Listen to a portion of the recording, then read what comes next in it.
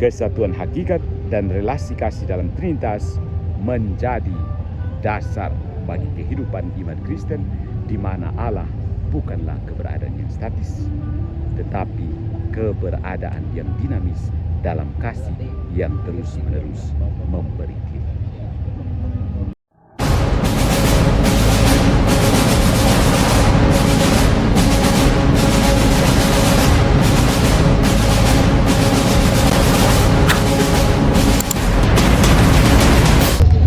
Salve fratres. Kali ini saya mau mengajak saudara-saudara sekalian dari atas perahu di atas sungai. Saya mengajak kita untuk berbincang-bincang tentang Trinitas dalam Gereja Katolik. Ya. So, ajaran Katolik tentang Trinitas itu menyatakan bahwa Allah adalah satu dalam hakikat atau esensi, tetapi tiga dalam pribadi atau hipostasis.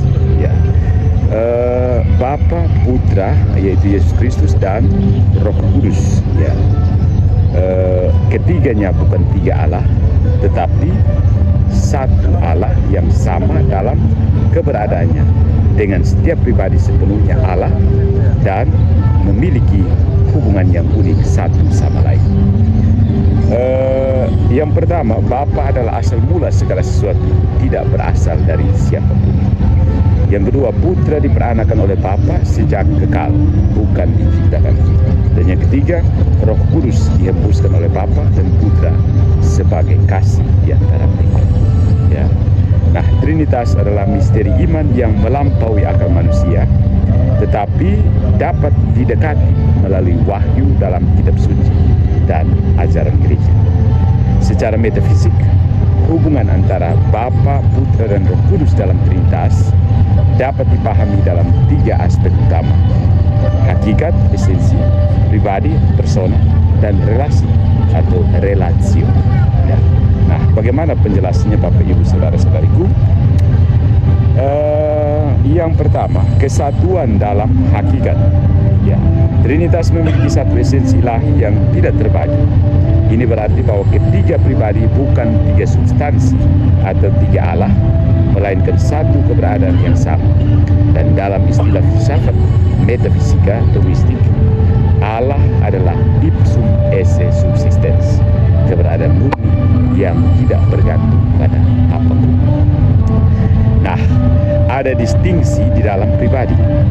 Ketiga pribadi berbeda bukan dalam esensi, tetapi dalam relasi asal muasal atau processio. Ya, Bapa adalah asal mula tanpa asal atau principio sine principio. Ya. Putra berasal dari Bapa melalui processio intelektual atau generatio, yaitu sabda atau logos Allah yang diperanakan. Nah, Roh Kudus berasal dari Bapa dan Putra melalui processio volisional atau spiratio, yaitu napas kasih yang mengalir dari kedua. Yang berikut itu relasi sebagai prinsip distingsi, ya, prinsip untuk membedakan. Ya.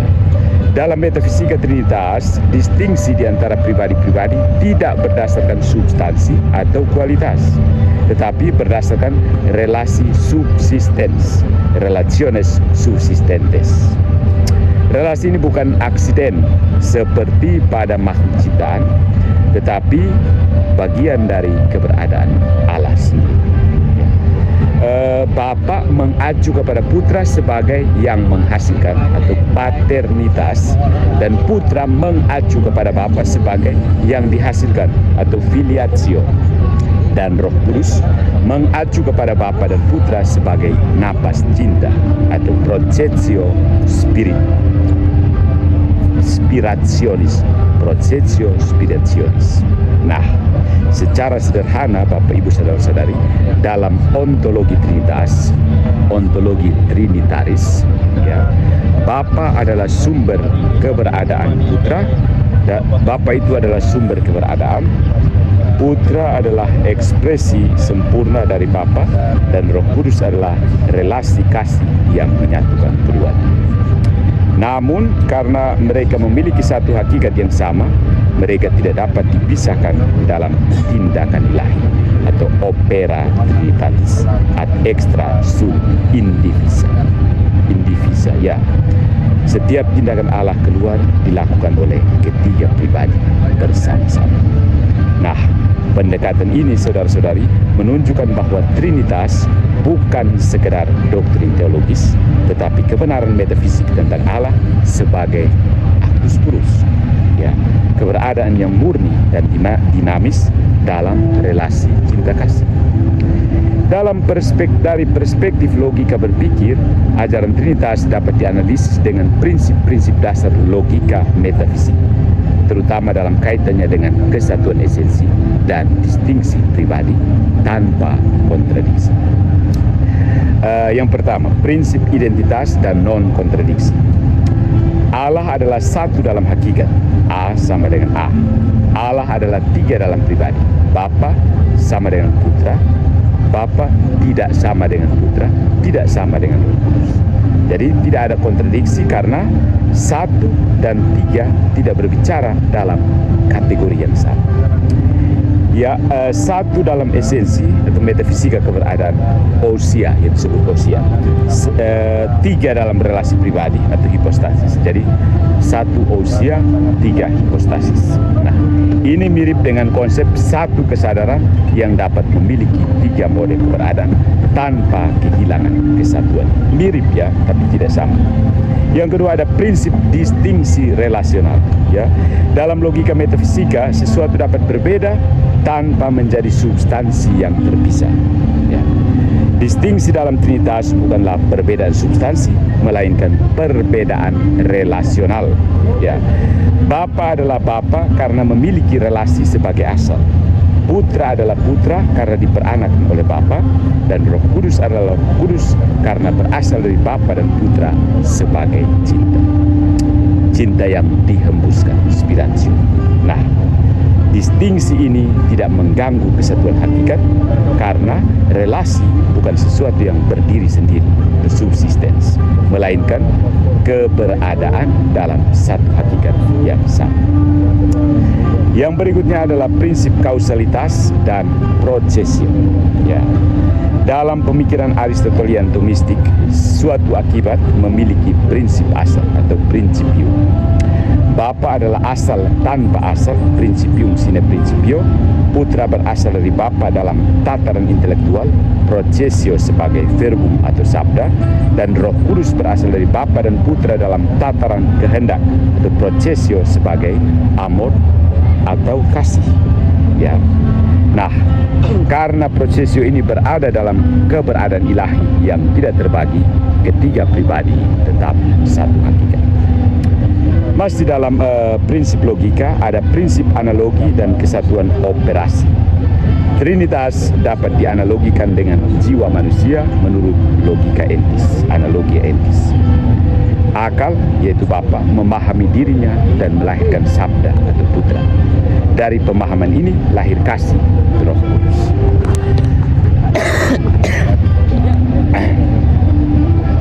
Namun ini hanya analogi karena dalam Allah tidak ada komposisi.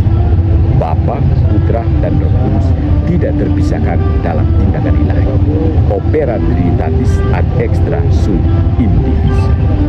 Secara logis, saudara-saudari, konsep Trinitas menegaskan kesatuan hakikat, distingsi pribadi, dan relasi subsistens tanpa menyalahi hukum logika, sebab ketiganya tidak berbicara dalam kategori yang sama. Saudara-saudariku, ajaran Trinitas dalam Katolik tidak bertentangan dengan logika, tetapi justru menunjukkan kedalaman metafisika keberadaan Allah yang melampaui pemahaman manusia. Dengan prinsip kesatuan hakikat dan distingsi pribadi berdasarkan relasi subsistens, Trinitas dapat dipahami sebagai satu Allah yang kekal dalam tiga pribadi yang berelasi secara sempurna. Logika metafisik yang digunakan oleh para filsuf seperti Thomas Aquinas menunjukkan bahwa meskipun Trinitas adalah misteri, ia tetap rasional dalam batas kemampuan akal manusia. Karena itu, saudara-saudara, memahami Trinitas tidak cukup hanya dengan pendekatan analitis, tetapi juga memerlukan keterbukaan terhadap misteri. Ya. terhadap wahyu ilahi yang menyatakannya. Trinitas bukan sekedar konsep, melainkan realitas Allah yang hidup dan bertindak dalam sejarah keselamatan. Kesatuan hakikat dan relasi kasih dalam Trinitas menjadi dasar bagi kehidupan iman Kristen, di mana Allah bukanlah keberadaan yang statis, tetapi keberadaan yang dinamis dalam kasih yang terus-menerus memberi hidup. Kalau Anda tambah pusing mendengarkan penjelasan ini, selamat, Anda sudah paham Trinitas.